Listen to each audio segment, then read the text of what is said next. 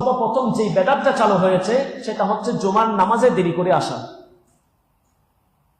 কিতাবের মধ্যে দেখলাম জুমার নামাজে দেরি করে আসা এটাই হচ্ছে সর্বপ্রথম বেদাত ইসলামের মধ্যে।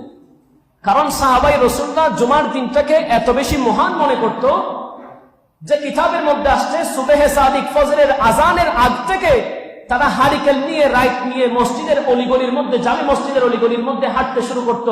আমার রাসূল আরবি বলছেন এটা করার কারণটা হচ্ছে আল্লাহ পাক রব্বুল আলামিন জুমার দিনে সুবহে সাদিকের পর থেকে আসমানি জগৎ থেকে রহমতের ফেরেশতারা ওই জামে মসজিদের অলিগলির মধ্যে রাস্তাঘাটের মধ্যে বাহির করে দেয় এবং তারা মুয়াজ্জিনের আজান পর্যন্ত রাস্তাঘাটের মধ্যে ঘুরতে থাকে। যখন আজান হয়ে যায় তারা মসজিদের গেটের মধ্যে দাঁড়িয়ে থাকে। এভাবে সর্বপ্রথম কোন ব্যক্তিটা আসছে, এরপরে কে আসছে, এরপরে কে আসছে, তাদের আমলনামার মধ্যে লিখতে শুরু করে। খতিব যখন মিম্বারের মধ্যে উঠে যায় বলে আমি এবার আমলের খাতাটা বন্ধ করে দিয়ে আমিও কাতারের মধ্যে বসে গেলাম। খতিবের কথা শুনে যখন মুসল্লিনে কেরামরা সুবহানাল্লাহ বলে ওই রহমতের ফেরেশতারাও সুবহানাল্লাহ বলতে শুরু করে দেয়।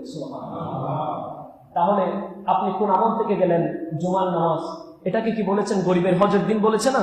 এটা কেন দিয়েছে জানেন? কোন উম্মতকে তো দেয় নাই, আমাদেরকে কেন দিল?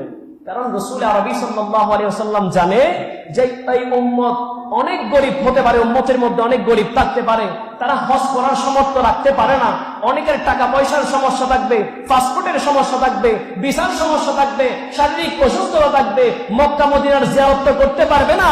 কিন্তু আমার রাসূল আরবি বলছে আমার উম্মতের জন্য এমন একটা জিনিস দিয়ে যাচ্ছি, সেই জিনিসটার নাম হচ্ছে জুমার দিন। তারা শুরু থেকে শেষ পর্যন্ত জুমার নামাজটা যদি সহিভাবে আদায় করে তাদেরকে হজের সওয়াব জুমার মধ্যে দেওয়া হবে। সুবহানাল্লাহ। আপনারা সেই জুমাকে যদি ইনকার করেন, দেরিতে আসেন, এটা তার ফজিলতটা পাওয়া গেল না।